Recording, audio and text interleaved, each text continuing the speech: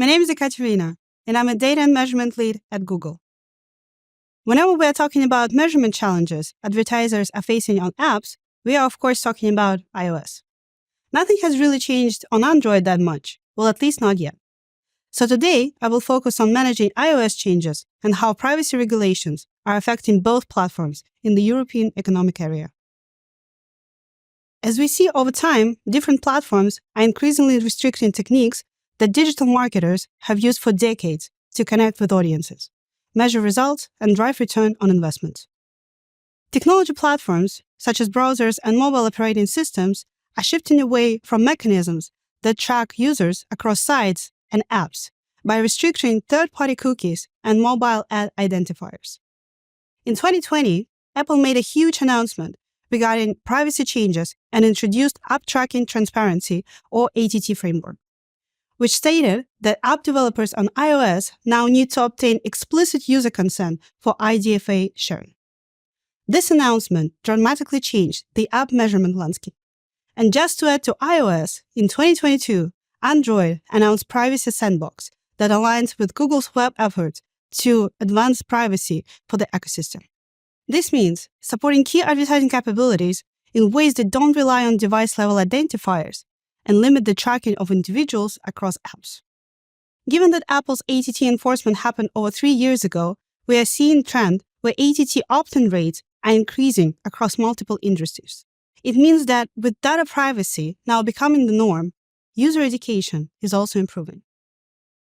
Given these changes, let's talk about why should advertisers invest into iOS on Google. First of all, Google's properties have the greatest reach to iOS users than any other network. YouTube has 660 million active users on iOS worldwide, which is bigger than any other famous competing apps. Besides, Google.com is also the default search engine on Safari browsers, which means it is quite easy to reach iOS users with Google tools. And of course, in 2024, we cannot avoid the discussion of AI products.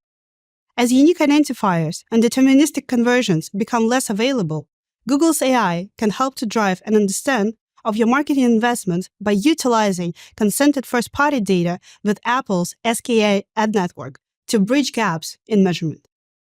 Another great point about investing in iOS on Google is that market conditions are improving and CPMs on iOS are down on average by 30% post-ATT enforcement. Given how industry changes have reset the playing field, there are fewer IDFAs available, and first-party data is becoming increasingly important. iOS is still a great opportunity for investing, and Google can help you navigate through these changes. But the main question remains, how to measure iOS properly when we have fewer IDFAs available? But I think it is important to look at this question differently and consider how we adapt to a new reality. It is still possible to find ways to get user-level data, but it's important to remember that we are moving towards greater user privacy and therefore less user data is going to be available. So we have to face this new reality and adapt to it. And what reality is that? The answer is conversion modeling. Conversion modeling refers to the use of machine learning to link ad interactions to in-app conversions where individual user identifiers are not available. Here's how it works.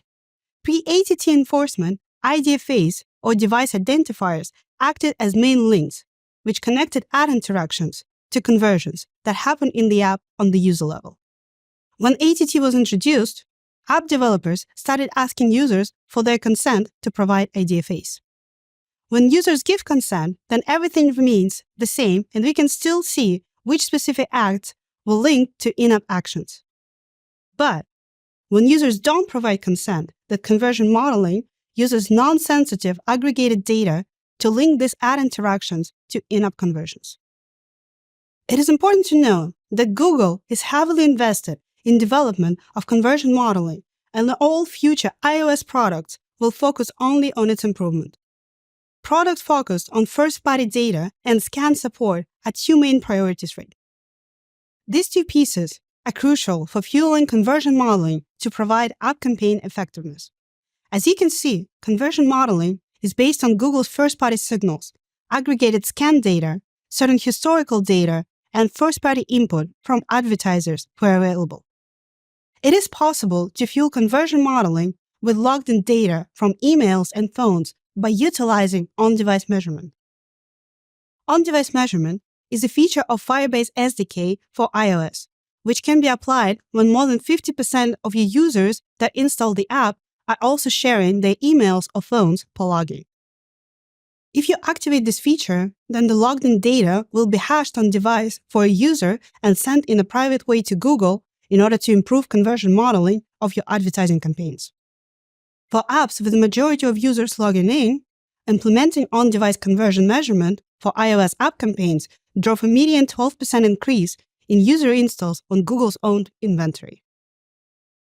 We have a great case study of a retail app, Shopee, that observed 42% higher scan installs and 34% lower scan cost per install in their iOS acquisition campaigns after implementing on-device conversion measurement.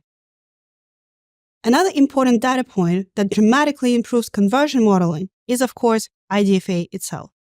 Evaluate if showing an ATT prompt and taking consent is right for your business. Only by showing an ATT prompt and asking for consent, it is possible to get IDFA for a device. If an app is not showing ATT at all, then IDFA is not going to be available by default. If your business does not have a legal or any other reason that prevents you from prompting for ATT, then I would highly recommend doing so, as it will drastically improve accuracy of conversion modeling and improve efficiency of Google Ads campaigns. As I previously mentioned, Google is heavily investing in improvement and accuracy of conversion modeling. Scan data is one of its crucial elements. Therefore, we are looking to utilize it fully in both campaign measurement and effectiveness during this year. We are expecting full support of Scan version 4, return of iOS Open Beta for TROS, and campaign model improvements via the use of your app's SKAd network conversion value schema. Switching from iOS and platform changes, let's focus on privacy regulations and consent mode for apps. There are two main advertiser actions required if you are targeting users based in the European Economic Area, both on Android and iOS platforms. First, collect consent, and second, communicate user consent to Google. Collecting user consent should be done via consent banners inside your app. In the case of iOS, if your app is prompting for ATT, it is still required to have a second consent banner for users in the European Economic Area, since ATT is just a platform requirement. We recommend working with one of our consent management platform partners to implement app consent banners.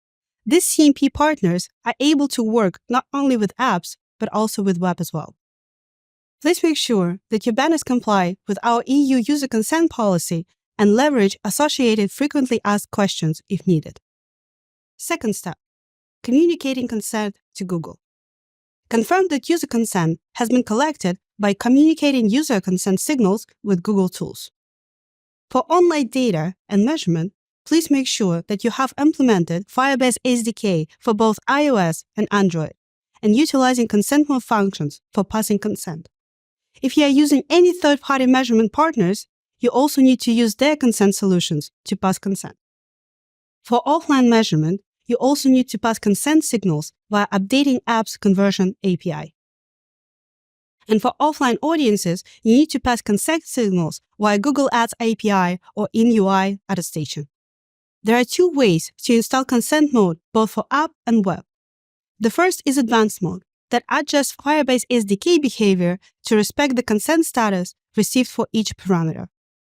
While basic consent mode unblocks Google Analytics for Firebase SDK when consent is granted.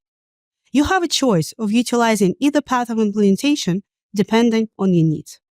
To conclude, please focus on these three main steps advertisers need to take in order to implement consent mode for apps. Prioritize both campaigns for retargeting and acquisition if you haven't done so already.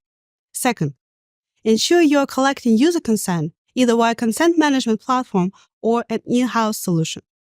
And lastly, ensure you communicate consent to Google for all of your use cases. You can find all the resources attached to the session. Please check them out and share them with your teams. Thank you.